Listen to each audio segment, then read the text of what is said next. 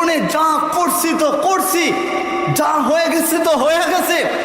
যদি মানুষের হক নষ্ট করে থাকি তাহলে ওইটার যদি ক্ষমা চাইতে পারি তাহলে ক্ষমা চাই নিলাম, যদি না পাই তাইলে রব্বে কাবার দরবারে ক্ষমা চাইব।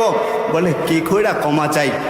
বলে আজকে রাতে গিয়া একটু নিজেকে লাশ বানাইবেন, আজকে রাতে বাড়ির মধ্যে যায়া উঁচু কইরা 2 রাকাত নফল নামাজ পড়া হায় রব্বে কাবার দরবারে 2টা হাত তুইলা দিবেন আর বলবেন রব্বে কাবা, আমি তাকায় দেখছি এই পাহাড়ের উপর যদি আমার গুনাহকে রাইখা দেওয়া হয়, গুনাহের কারণে পাহাড়টা ধইসা যাবে। হায় আমার গুনাহকে যদি সমুদ্রে রাখা হয়, গুনাহের কারণে সমুদ্রের পানি দেখা যাবে না।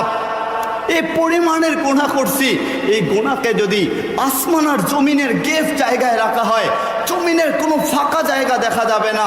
মালিক এ পরিমাণের গুনাহ করলাম, তুমি মাফ না করে দিলে কার কাছে যাব? তুমি ক্ষমা না করে দিলে কার কাছে যাইব?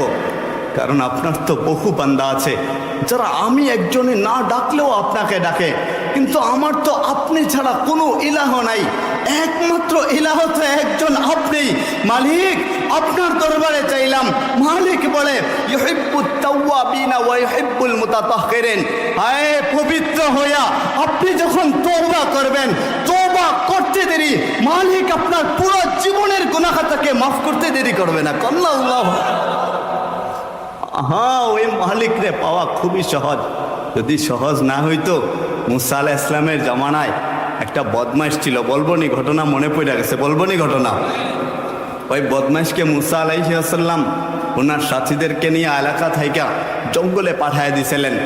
জঙ্গলে যখন চইলা গেছে, ফালাম্মা কুরুবাল মাউতু, বলে তার মৌতের সময়টা যখন কাছাকাছি চলে আসছে, ফারাআইতা ইয়ামিনা ওয়া শিমালা, ডানে তাকাইছে বামে তাকাইছে, আমা ওয়ারা, সামনে পিছনে, কারিবুম বাঈদুন, কাছে দূরে তাকাইছে, ফালাম্মা ইয়াজিদ মিনহু, কাউকে যখন সে দেখতে পায় নাই, যখন কাউকেই দেখে নাই, আসমানের দিকে মুখটা করছে, উপরের দিকে তাকাইছে আর 2টা হাত তৈলা দিছে, বলতেছে মালিক আপনি ছাড়া কোনো মালিক নাই, সেটা আমি জানি, বদমাশ ছিলাম তো বটে, মৌত কালে যদি আপনাকে না পাই আমি কাউকে পাবো?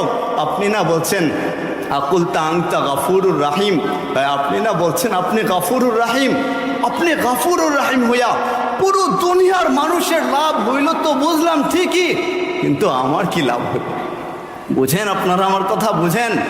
ওই লোকটা যখন মালিকের দরবারে বলছে মালিক আপনি গাফুরুর রাহিম হইয়া পুরা দুনিয়ার মানুষের লাভ হইল, কিন্তু আমার কি লাভ হইল? এই মুসা আলাইহিস সালামকে আল্লাহ ওহি পাঠায় দিয়েছেন, বলতেছেন ইয়া মুসা আমার ওলি মারা গেছে, জানাজার নামাজ পড়তে হবে। বলে কোথায় জানাজার নামাজ পড়ব? বলে জঙ্গলে চলে যাও। মুসা আলাইহিস সালাম বলবেন ও রব্বে কাবা, কি কইরা একা জানাজার নামাজ পড়াই? এটা পড়াই তো পড়াই কি কইরা? তো আল্লাহ বইলা দিলেন বনি ইসরাইলকে সঙ্গে নিয়ে চলো। তো এরা তো নগদ না দিলে যাবে না, বনি ইসরাইল এরা নগদে বিশ্বাসী, এদেরকে নগদ দিতে হবে। আল্লাহ বললেন ঘোষণা কইরা দাও যারা আমার বন্ধুর জানাজায় শরিক হবে তাদের সকলের জীবনের সব গুনাহ মাফ। তো চলছেন জঙ্গলের সাথে নিয়ে গেছেন সঙ্গীদেরকে, সবাই যায় দেখে বদমাইশ পইরা মইরা দিছে, বদমাইশ পইরা মইরা দিছে। লোকেরা বলছে এই বদমাইশ আবার অলি হইলা কবে? আর কত খেলা দেখাইবেন? আপনি না জীবনে অনেক খেলা দেখাইছেন, এটা কি শেষ খেলা নাকি? এও আবার অলি হইল কবে? আপনি না ঘাড় ধাক্কা দিয়া শহর থেকে ওরে বাহিরে পাঠায় দিয়েছিলেন, জঙ্গলে পাঠায় দিয়েছিলেন। বলে 40 বছর আমাদেরকে একই ময়দানে রাখছেন, এক ময়দানের মধ্যে রাখছেন, 5,87,000 মানুষ আমাদের মারা গেছে, আর কত খেলা দেখাইবেন?